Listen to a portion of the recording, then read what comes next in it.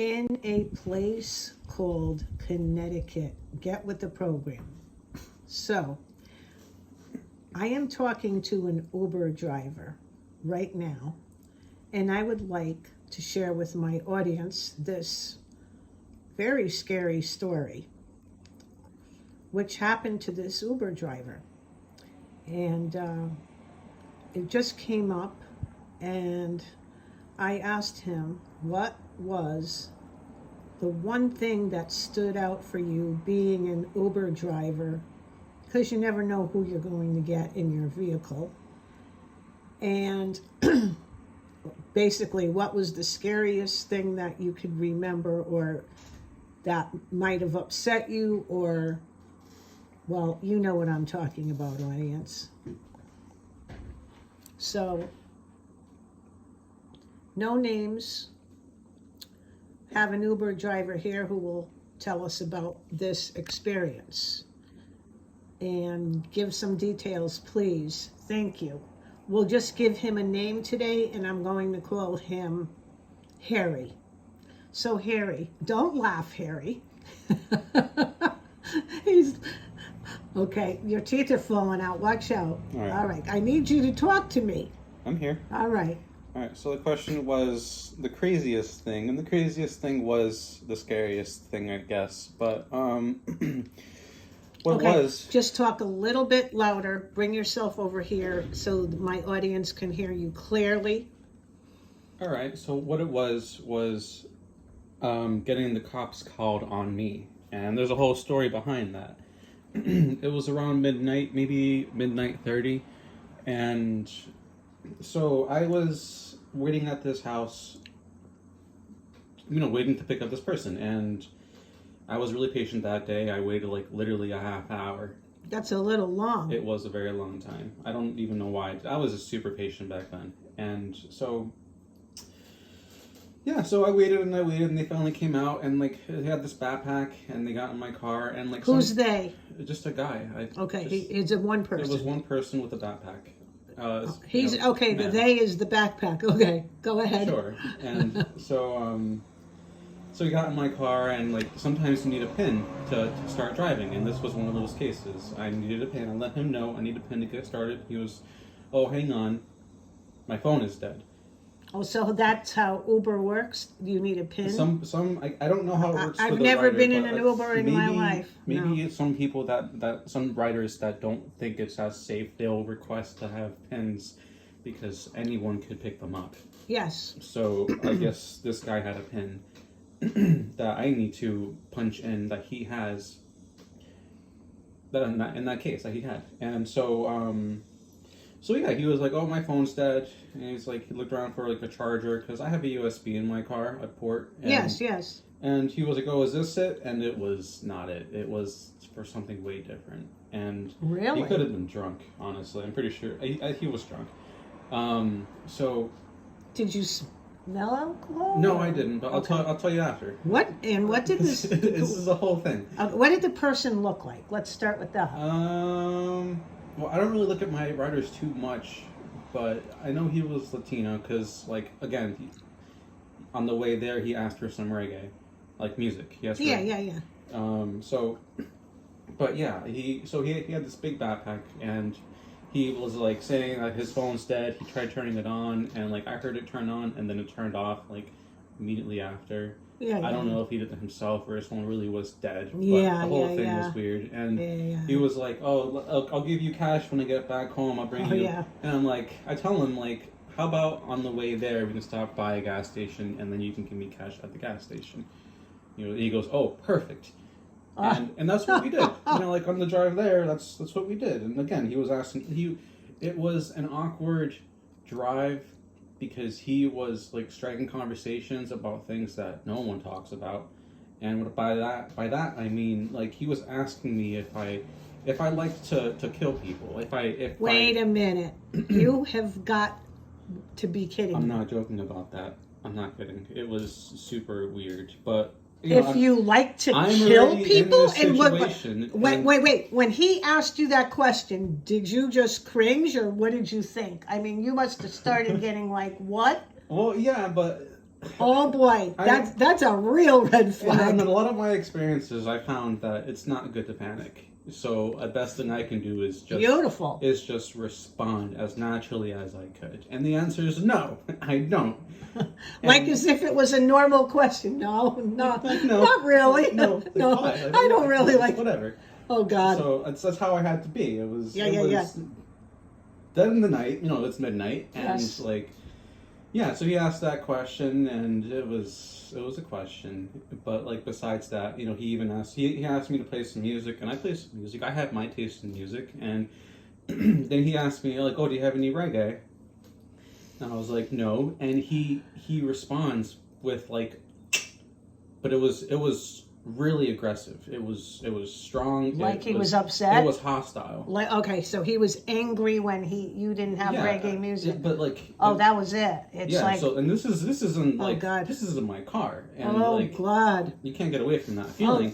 I can't even say God. Listen to this. So I'm okay, that was hostile. But can you keep driving? I'll get this over with soon. Harry, can you recall any other questions that he asked that? I mean, a lot of them have to do with killing people. I'll be honest.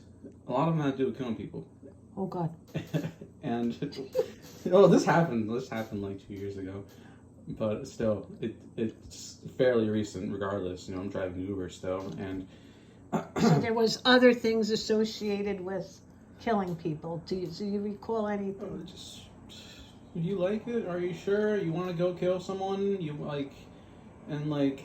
He said that? Something like that. It was a while ago, but it was a few questions. Oh my God! And so, we got to this gas station and it was closed, completely closed. So you don't know if he had a gun or a knife he had a whole backpack. And God! It was a big backpack. Oh Jesus! Yeah. So. So that was okay. So let me ask you something. He was at a residence when you picked him up. Yeah.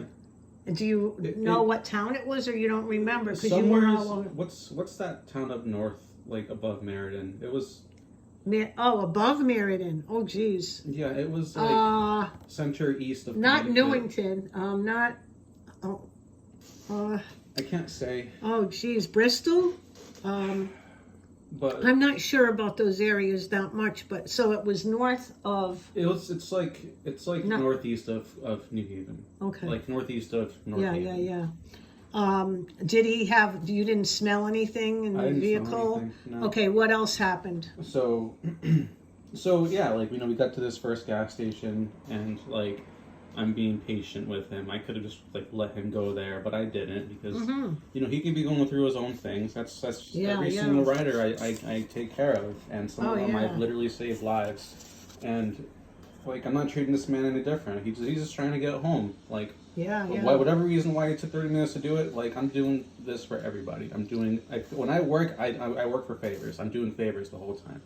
Is how I feel. But still, so the first gas station, no dice, the whole place was shut down. All right, we'll keep driving. Got to this other gas station, not far at all, a minute or two drive down the road, and it was lit. It was on, and I parked my car, and ran right in front of the gas station, and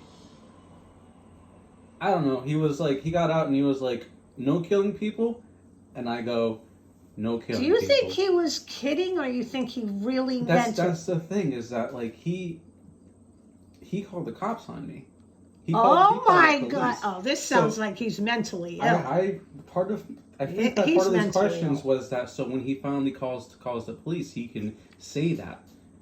But so it was bad. So I parked my car and he was in the gas station and he was.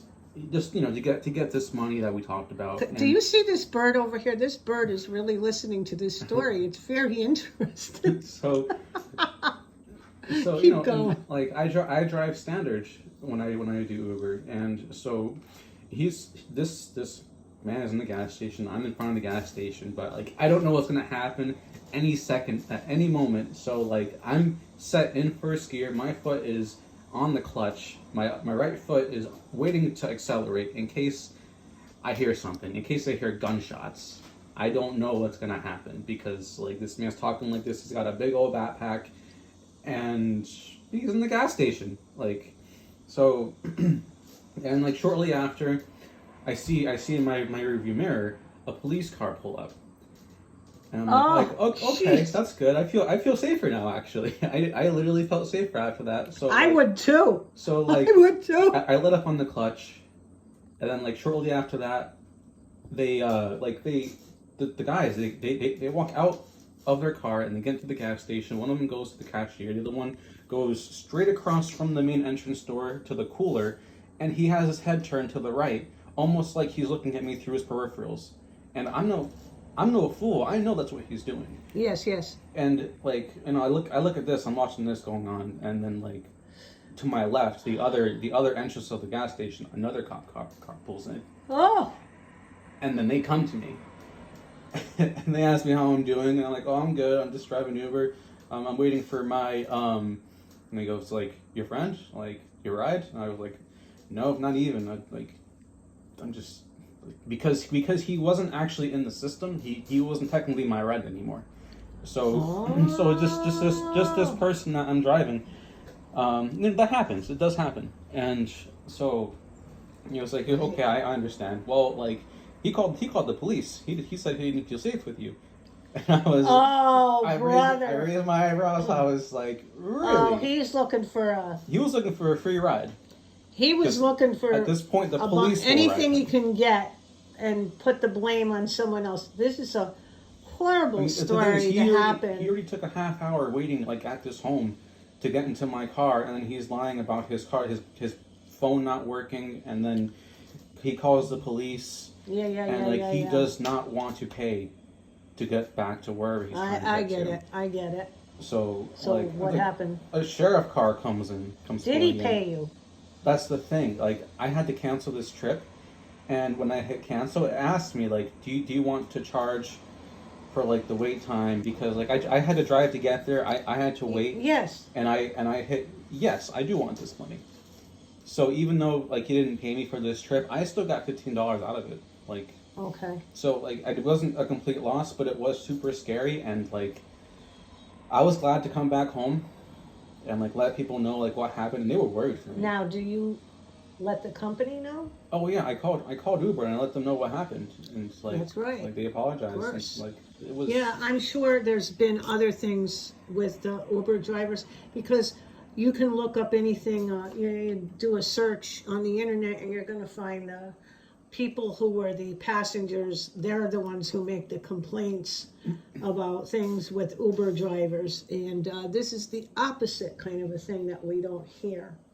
Like, you basically kind of were a little bit harassed with this kind of a thing. A little bit. Yeah, it's not that it's not a good thing, but no, it does happen. it does happen. Also, so what would be the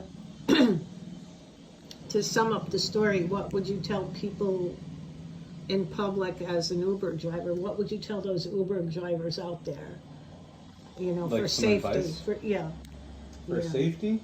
Yeah. What would you? Well, I get that not everyone is good at reading people, but before someone gets into their car, look into their eyes. If they look back at you, that's someone. That's an extra step of trust. And like, besides that, like, make sure they don't ask weird questions.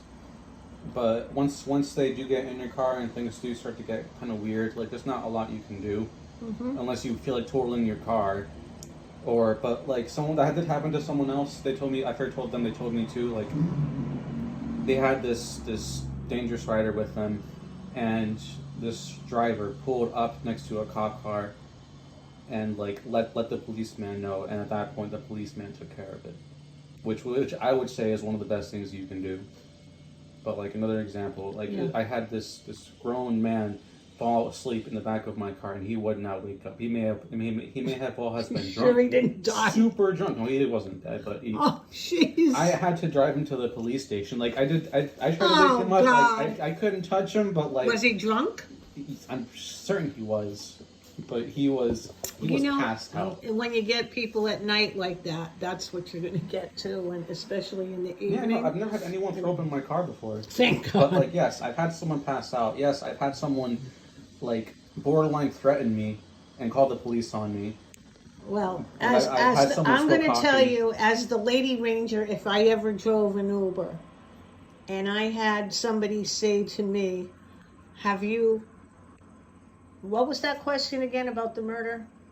Have you ever killed anyone? Yes, Or that's what I want. to? If I ever had my passengers say to me, have you ever killed anyone? I think I'd throw the car in the park and say, oh, I think I got a flat tire, and I'd leave the car right there and run for my life. I would get out of as a lady, I would get out of the car and run for my life if I was asked that question driving. I would be just gonzo. I'd be calling 911 I'd take my phone and call 911. Yeah. If that's how I would react. It's a lot different for ladies. Slam it in the park. I do not recommend driving at night if you're a lady. Like, you don't know what can go on. I can defend myself. I can take care of myself. Yes. But like with women, it's a whole different ballpark.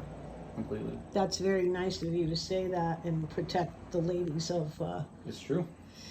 Yes, I guess you have to be the right kind of lady who can drive and know self-defense and can handle something like that. You have to be somebody who can handle it, I guess. Drive during the day, like as soon as the sun sets, like call it a day. Yeah. Because, you know. Well, anyway, I thank you for being on Get With the Program in a place called Connecticut. Thank you for having me. And we are talking to who we are calling Harry. He doesn't want to be known. And I was going to say Henry. Henry, or Henry Harry. He shared his experiences as an Uber driver, and we thank you. And have a good day. Have a good day. And be careful. That's right. Okay.